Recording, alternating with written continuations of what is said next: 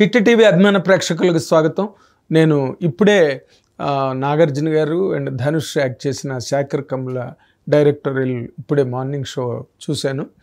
And దాని తాలూకా ఆ experience మీతో షేర్ చేసుకోవడం కోసం వచ్చాను. ఇది ముఖ్యంగా ఈ సినిమాకి సంబంధించింది మొట్టమొదటి మెచ్చుకోవాల్సింది నిర్మాతలైన ఏషియన్ ఫిల్మ్స్ సునీల్ నారంగ్ గారు అండ్ వెంకటేశ్వర సినిమాస్ ఎల్ఎల్పి అధినేత పుస్కూర్ రామ్మోహన్ రావు, వాళ్ళిద్దరిని ముందు మెచ్చుకోవాల్సిన అవసరం ఉంది. ఎందుకంటే నిర్మాతలు ఇవాళ రేపు అంటే రెగ్యులర్ మాస్ మసాలా సినిమాల తాలూకా పడికట్టు నుంచి కానీ ఆ ఉచ్చులోంచి బయటికి రావట్లా. దానివల్ల ఈ మధ్య రోజుల్లో ఎన్ని సినిమాలు పోయాయో, ఎంత దారుణంగా నిర్మాతలు కావచ్చు, ఎగ్జిబిటర్స్ కావచ్చు, డిస్ట్రిబ్యూటర్స్ కావచ్చు, ఎవరైనా సరే చాలా వరకు నష్టపోయిన సినిమాలే ఇటీవల రోజుల్లో వస్తున్నాయి. దానివల్ల సినిమా ఇండస్ట్రీకి చాలా ఘోరమైన దెబ్బ.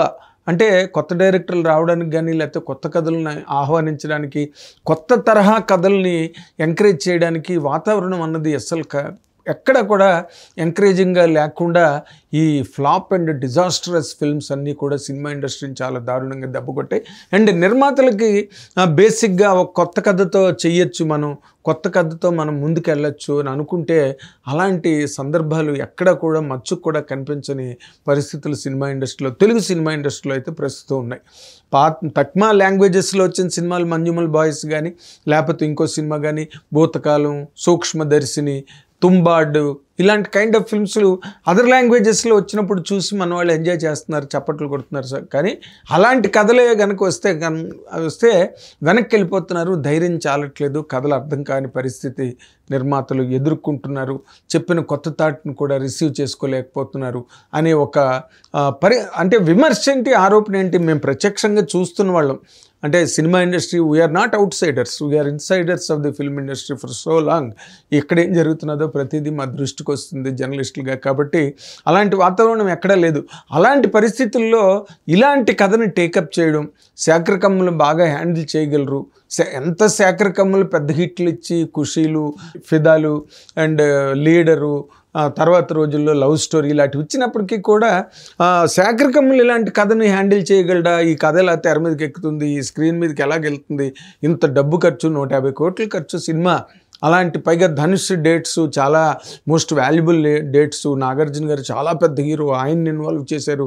రష్మిక మందాన ఈ రోజున ఇండియా హార్ట్ థ్రోబ్ అమ్మాయి. అలాంటి ఇంతమంది కాంబినేషన్లో అవతల దేవిశ్రీ ప్రసాద్ హయ్యెస్ట్ రెమ్యునరేషన్ ఇచ్చి ఆయన్ని పెట్టారు ఈ సినిమాకి. ఇన్ని స్టేకుల మధ్య యువతల సునీల్ నారంగ్ గారు కానీ, రామ్మోహన్ రావు కానీ ఇలాంటి రిస్కీ సబ్జెక్ట్ అని నేను అంటాను. ఎందుకంటే దీనిలోని వేరే ప్లేన్లో కథ ఇది. Rich versus poor versus rich. మనం అమ్మాయి పూర్ గర్ల్ అయితే హీరో రిచ్ బాయ్, లేకపోతే హీరోయిన్ రిచ్ గర్ల్ అయితే hero middle class and lower middle class poor. ఇలాంటి కథలు మనం చాలా చూసాం. ఏజ్ ఓల్డ్ జమానా నుంచి ఉన్నాయి లక్షలాది సినిమాలు. బట్ ఈ కథ అలాంటిది కాదు. ఒక రిచ్ వర్సెస్ పూర్ మధ్యలో జరిగిన గొడవలో ఒక మెయిన్ క్యారెక్టర్ నాగార్జున గారు చేయడం అన్నదే ఈ సినిమాకి మంచి లైఫ్. ఇలాంటి కథని మనం చెయ్యొచ్చు అని ఒక ధైర్యంగా వాళ్ళు దిగి దాని మీద 150 కోట్లు దాదాపుగా దాని మీద వెచ్చించి సినిమా తీసినందుకు మొట్టమొదట నేను సునీల్ నారంగ్ గారిని అండ్ రామ్మోహన్ రావుని ఇద్దరిని ఒక జర్నలిస్ట్గా మనస్ఫూర్తిగా అభినందిస్తున్నాను. ఎందుకంటే ఈ రోజున కుబేర సినిమా సాధించిన విజయం మా తెలుగు సినిమా పరిశ్రమకి ఒక కనువిప్పు. ఇలాంటి కథే గనక కొత్త దర్శకుడు ఎవడైనా వచ్చి చెప్తే మాత్రం తీసే పరిస్థితులు 100% సినిమా ఇండస్ట్రీలో. బికాస్ మన వాళ్ళు ఇంకా ఆ మోస ధోరణిలోంచి బయటికి రాలేదు. లేకపోతే ఒక రాబిన్ హుడ్ అనే సినిమా రాదు, ఓ మజాకర్ రాదు, ఒక లైలా రాదు, ఇలాంటి సినిమాలు రావు, అన్నీ పోయే సినిమాలు. కానీ ఈ రోజున వాళ్ళు చేసిన సాహసం, ఎవరు సునీల్ నారంగ్ గారు కానీ లేకపోతే రామ్మోహన్ రావు గారిని చేసిన సాహసం ఏదైతే ఉందో తెలుగు సినిమా ఇండస్ట్రీకి ఒక సరికొత్త దిశ నిర్దేశం చేసిందని మాత్రం చెప్పడానికి నేను ఏమాత్రం సందేహించట్లేదు.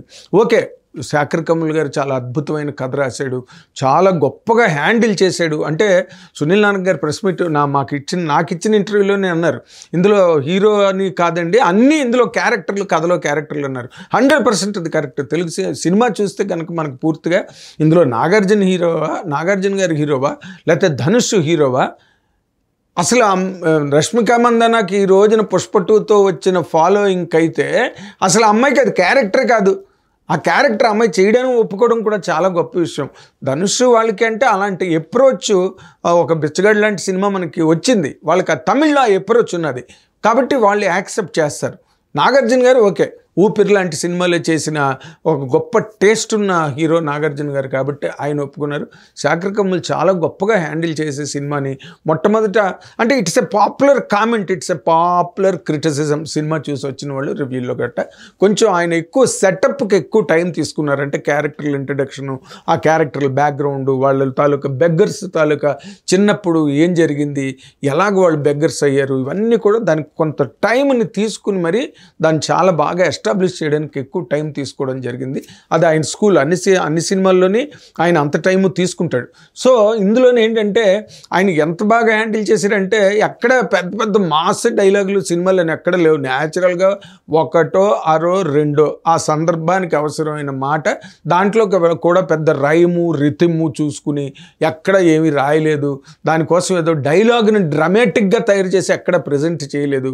అంటే ఎంత న్యాచురల్గా ఉంది ఫిల్మ్ అంటే అంత డౌన్ టు ఎర్త్కి పట్టుకొచ్చి ఒక చాలా poorest of the poor people, మనం బెగ్గర్స్ అని అంటాం, అలాంటి ప్లెయిన్లో స్టార్ట్ అయిన కథ అసలు ఎక్కడి వరకు వెళ్తుంది, ఆ డబ్బు వెనకాతల పరుగులు, ఈ రిచ్ పీపుల్కి ఉండే ఒక దాహం డబ్బు పట్ల, కానీ ఈ మామూలు బెగ్గర్గా యాచకులుగా బిచ్చగాళ్ళుగా ఉన్నవాళ్ళలో ఉండే మోరల్ కానీ లేకపోతే వాళ్ళలో ఉండే ఎథిక్స్, పెద్దవాళ్ళల్లో ఈ సంపన్న స్థాయిలో ఉన్న వాళ్ళకి చాలా వరకు ఈ వ్యాపార ధోరణిలో పడిపోయి సామ్రాజ్యాలని పరిపాలించాలని ఒక కరడుగట్టిన ఒక తీవ్రవాదం ఉన్న వ్యక్తులు ఎలాగ మోరల్లెస్గా అయిపోతారు అనే పాయింట్ని చాలా గొప్పగా ఎస్టాబ్లిష్ చేసి దాన్ని రెగ్యులర్ కథగా కాకుండా ఎక్కడ అంటే మన వాళ్ళు మళ్ళీ ఏదైనా అనగానే వెంటనే హీరో విలన్ డెన్కెళ్ళి హీరో వార్నింగ్లు ఇవ్వడం,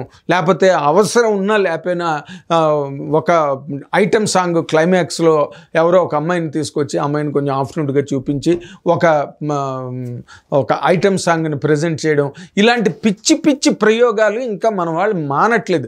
ఇది ఆ సినిమా, ఈ కుబేర సినిమాలో మీకు అలాంటి పోకడ కానీ అలాంటి ఛాయ కానీ అలాంటి రిఫ్లెక్స్ కానీ సినిమాలో ఎక్కడ లేదు. ఎవరి క్యారెక్టర్ అసలు మీరు నమ్మరు. సరే ధనుష్ని కంప్లీట్గా ఈజ్ ఎ బెగ్గర్ కాబట్టి హైస్ బిల్డప్లు ఎలివేషన్స్ ఏ ఉండవు. బట్ ధనుష్ అక్కడి నుంచి తప్పించుకుని ఆ డెన్లోంచి తప్పించుకుని పరిగెత్తి ఒక రైల్వే స్టేషన్కి వచ్చేస్తాడు. బాంబేలో ఒక రైల్వే స్టేషన్లోకి వచ్చినప్పుడు ఫ్రేమ్ అలా రన్ అవుతుంటే అక్కడ ఒక బెంచ్ మీద కూర్చుని రష్మిక ఏడుస్తూ ఉంటుంది. Will you believe that kind of an introduction for heroine like Rashmika? So great. అంటే తన క్యారెక్టర్ వరకే తను నమ్మి, అవతల రష్మిక మందన ఉండొచ్చు, శ్రీదేవి ఉండొచ్చు, హేమ మాలిని ఉండొచ్చు, ఎవరైనా ఉండొచ్చు, కానీ ఆ క్యారెక్టర్ని ఎంతవరకు హ్యాండిల్ చేయాలో అంతవరకు హ్యాండిల్ చేయడానికి శేఖర్ కమ్ముల్ చూపించిన ఆ డిక్టేటర్షిప్ యాజ్ ఎ డైరెక్టర్ 100% చప్పట్లు కొట్టాల్సిన విషయం అని మాత్రం నేను చెప్తున్నా. ఎందుకంటే ఆ అమ్మాయి అనగానే చాలా అద్భుతమైన కలరింగుల్లో, అద్భుతమైన కలర్ఫుల్ లొకేషన్స్లో బ్రహ్మాండంగా దాని ఇంట్రడక్షన్ సీన్స్ గట్ట, అలాగే ధనుష్ని ఇంట్రడక్షను, నాగార్జున గారిది కూడా చాలా సింపుల్ ఇంట్రడక్షన్ సినిమాలో. అంటే ఎక్కడ కూడా కథను దాటి, కథలో పాత్రను దాటి హీరో ఆర్టిస్టులు వాళ్ళు ఎంత గొప్ప వాళ్ళైనా కావచ్చు. నాగార్జున గారు కంట్రీ వైడ్ ఫేమ్ ఉన్న వ్యక్తి, రష్మిక ఈ రోజున country wide wild fire, and Dhanush has got lot pan India image. ఇన్ని ఉన్నప్పటికీ కూడా వాళ్ళని కేవలం తన కంట్రోల్లో పెట్టుకుని, తన క్యారెక్టర్స్ కంట్రోల్లో ఉంచి ఆ సినిమాని నడిపించడం చాలా గొప్పగా. లాస్ట్లో ఈ అమ్మాయి ఖుష్బూ అనే అమ్మాయికి బిడ్డ పుట్టడం, అవతల నాగార్జున పాత్రకి దీపక్ అనే క్యారెక్టర్కి ప్రాణం పోవడం, అక్కడ ప్రాణం పోవడం, ఇక్కడ బిడ్డ పుట్టడం, అలాంటి కోయిన్సిడెంటల్ షార్ట్స్ని ఎంత బాగా దాన్ని ఆర్టికులేట్ చేసి ఎంత బాగా శేఖర్ కమ్ముల్ గారు చేశారంటే అసలు మెచ్చుకోవాల్సిన విషయం. అండ్ కథలోనున్న ఈ అప్రోచ్ ఏదైతే ఉందో ఈ రోజున అంటే ఇప్పుడు తర్వాత తరం వాళ్ళు ఎప్పుడైనా ఒక సినిమా హిట్ అయితే ఒక రాఘవేంద్ర గారు ఒక స్కూల్ కానీ ఒక దాసనారాయణ గారు స్కూల్ కానీ తర్వాత ఫాలో అయ్యి వచ్చిన వాళ్ళందరూ కూడా ఆ స్కూల్ ఆ రోజున వాళ్ళ తాలూకు స్కూల్ చాలా గొప్ప సక్సెస్ అయింది కాబట్టి దాని వెనకాతలు అదే పట్టుకుని చాలామంది డైరెక్టర్లు అప్పుడే 3 తరాలుగా వస్తున్నారు, 3 దశాబ్దాలుగా. ఇప్పుడు ఇలాంటివి ఎలాగంటే ice breaking and path breaking films అనమాట.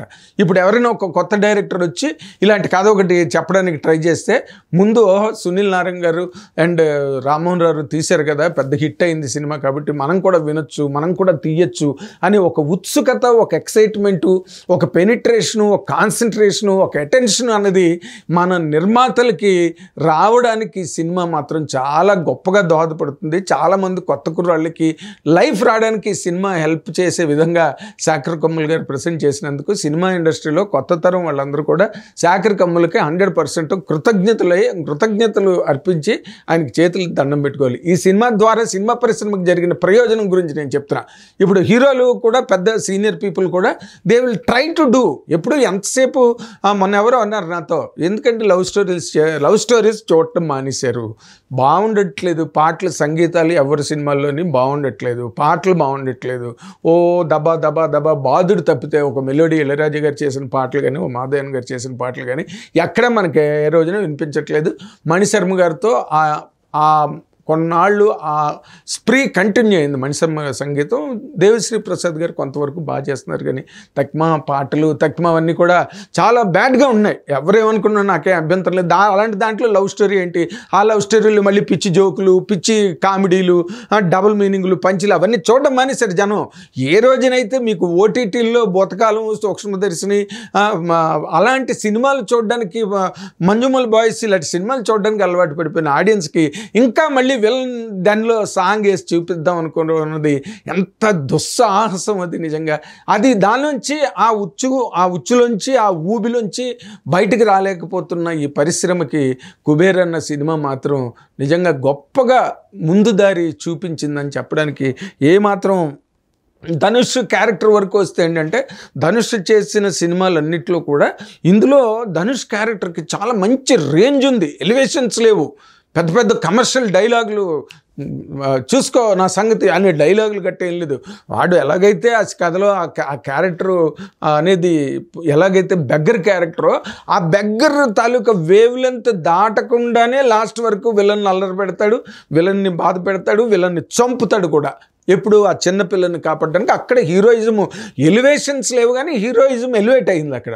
నాగార్జున గారిది సాక్రిఫైజింగ్ రోల్ అద్భుతం, ఆయన ఇమేజ్ చాలా బాగా, అతనే గ్రేటెస్ట్ ప్లస్ పాయింట్ నాగార్జున గారు. నేను చాలాసార్లు రాసిన పాయింట్, ఎందుకంటే ఇప్పుడు మన తెలుగు ప్రేక్షకులు ప్రపంచవ్యాప్తంగా ఎక్కడున్నా సరే ఓకే, మనం పరభాషా నటులను మనం బాగా ఎంకరేజ్ చేస్తాం, గుండెలకు హత్తుకుంటాం, అదంతా మనకున్న మంచి లక్షణాలు తెలుగు ప్రేక్షకులకి. కానీ బట్ దాని మీద ఆన్ టాప్ ఆఫ్ ఇట్ ఏంటి,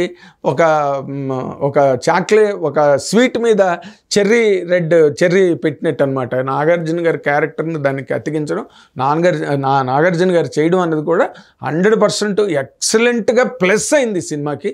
and Devi Sri Prasad music backgrounds కానీ పాటలు కానీ చాలా అద్భుతం. Kudos Devi Sri Prasad. And camera work కానీ ఎడిటింగ్ కానీ సినిమాలో టోటల్గా మనం చెప్పుకోగలిగే ఒకే ఒక పాయింట్ ఏంటంటే, అఫ్కోర్స్ ఈ రోజున మన ఆడియన్స్ కూడా 3 గంటల సినిమాలు 3 గంటల 15 నిమిషాల సినిమాలు చూడడానికి అలవాటు పడిపోయారు. అప్పటికి ఓ 15 నిమిషాల సినిమాని కట్ చేశారని అన్నారు. బట్ ఏదైనప్పటికీ కూడా లెంత్గా అనిపించింది ఫస్ట్ హాఫ్. బట్ సెకండ్ హాఫ్లోకి వెళ్ళిన తర్వాత దాన్ని అసలు ఇంటర్వ్యూల్ బ్యాంగ్ ఎంత బాగుందో అసలు. అంటే ఇంకా అక్కడి నుంచి ఆ 2 క్యారెక్టర్లు కలిపి ట్రావెల్ అవుతాయి సెకండ్ హాఫ్. కాబట్టి ఆ క్యారెక్టర్ని, ధనుష్ క్యారెక్టర్ని తీసుకొచ్చి మన రష్మిక మందన క్యారెక్టర్ ఉన్న ఆ హాస్టల్లో తీసుకొచ్చి పడేసాడు డైరెక్టర్. ఇంకా అక్కడి నుంచి వాళ్ళు ట్రావెల్ సెకండ్ హాఫ్ అంతా. కాబట్టి అక్కడ తిరిగి ఆఖరిని వచ్చి ఆ హాస్టల్లో పడిపోతాడు, పడగానే ఇంటర్వ్యూ స్టార్ట్ పడుతుంది. ఇంకా అక్కడి నుంచి వాళ్ళు travel. So there is a lot of things really డైరెక్టర్గా ఆయన మెచ్చుకోవడానికి. And every aspect of Kubera is absolutely fantastic and amazing. సినిమా చూసి తీరాల్సిందే, అందరూ ఎంజాయ్ చేస్తారు థియేటర్లు కూర్చుని. ఎక్కడ అసలు స్పెల్ బౌండ్ అయిపోయి చూసారు సినిమాలు త్రిబుల్ ఏ థియేటర్లో ఇప్పుడు మేము చూడడానికి వెళ్తే. So watch and enjoy. Thank you very much.